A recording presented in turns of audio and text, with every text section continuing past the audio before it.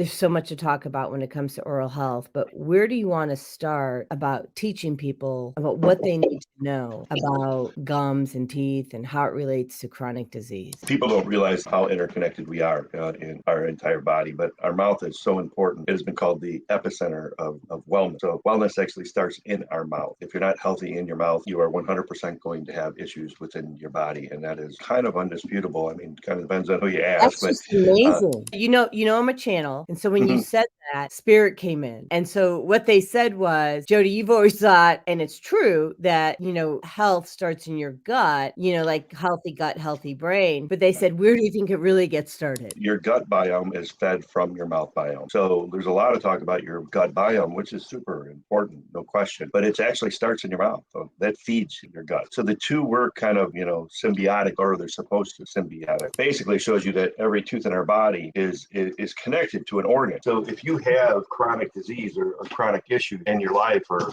somebody that it most likely it starts in the mouth. Some specialists that actually believe that upwards of 80% of all chronic disease, 80%, some believe that up to 80%, some actually believe it's higher than that, actually starts in your mouth. Back in the 50s, there was Weston Price. He was kind of the leader in this, and he was a dentist that actually traveled the world helping people with their teeth. If you go back even further than that, I mean, dentists actually originally were actually doctors. The apple a day keeps the doctor away. That is actually the dentist. Your dentist did way more than just your teeth back then, because even back then they knew that your teeth were kind of the start and an indication if you're going to have problem. But Weston Price had found that he took chronic disease, and mostly a lot of it was focused on MS, but other things as well, cancer and diabetes and things like that. And he found that it was correlated that these people had issues in their mouth, whether it be, number one, the big thing was a root canal. Root canals were probably the worst thing that was ever invented,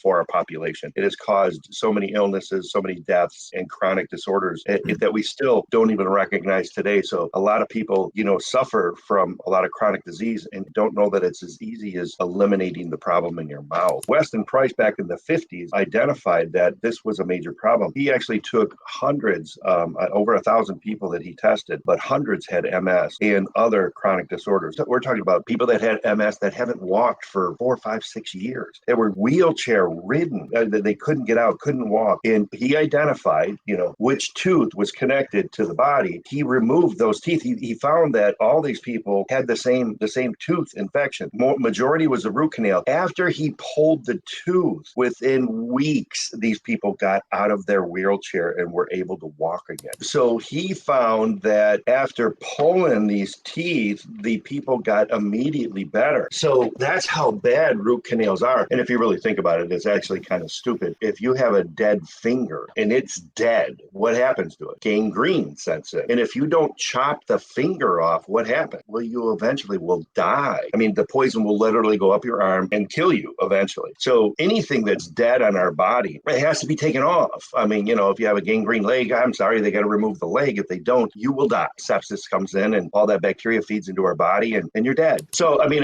when a tooth is dead, that's what a root canal, they're going to supposedly clean all the bacteria out and then cap it off and leave it in there and shine it up all pretty and put a cap over it and, pretend it's not there. Well, that tooth is still dead. And that tooth feeds into every single part of our body. Depending on where it's at, it feeds that zone and, of course, causes havoc and eventually MS, cancer, heart disease. Wow, this is a wake-up call. The bacteria that's encapsulated in the tooth actually mutates and becomes heinous. I mean, really bad for our bodies. And, of course, it just leaks in. Let's awaken, right? How can it not leak in? It's in your body. Exactly. So I would implore people that if you do have chronic disorder, look to the mouth. Probably the best way to do it is get a thermography done of your mouth, and you can actually see the infection, and then you'll know you need to have the tooth pulled. But it's not just root canals. It's also what they call cavitations. Cavitations are infections in the cavity of the tooth. Even if you had your tooth pulled like you did, which is actually way better than having the root canal, that's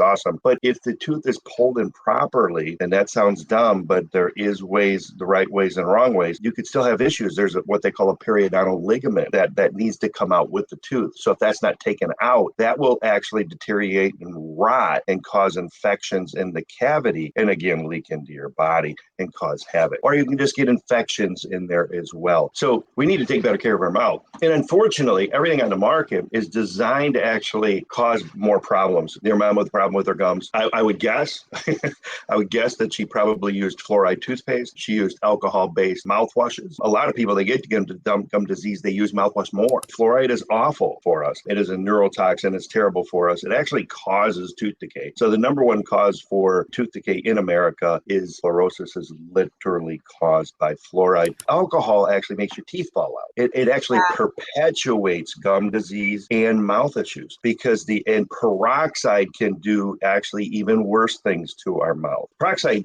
kills bacteria, so that's great. We have bad bacteria in our mouth, but we also have good bacteria in our mouth. So we don't necessarily want to kill the good stuff, but everything on the market either kills everything in our mouth or kills nothing in our mouth. That's what I was just starting to say. A lot of people are waking up and moving away from fluoride, which is fantastic. The problem is there's no good products out there to move away from. A lot of people go into peroxide baking soda, which actually isn't good for us. They go into all natural toothpaste, which actually isn't good for us either. And those are like actually tough things to actually reconcile with once you kind of learn this. And the reason they're not good for us is they don't kill bacteria. So they don't have the ability to kill bacteria. Actually, 45% of people that stop using fluoride move back to fluoride. Why? Statistically proven you're going to get more cavities. I told this to people before and they said, well, I've been using natural toothpaste for the last 20 years and I don't have any cavities. That's great. I mean, you're genetically built differently. You process toxins better and you may have had a better mouth biome. Wait, you're saying if they move back to fluoride, they don't get cavities, or they do? Well,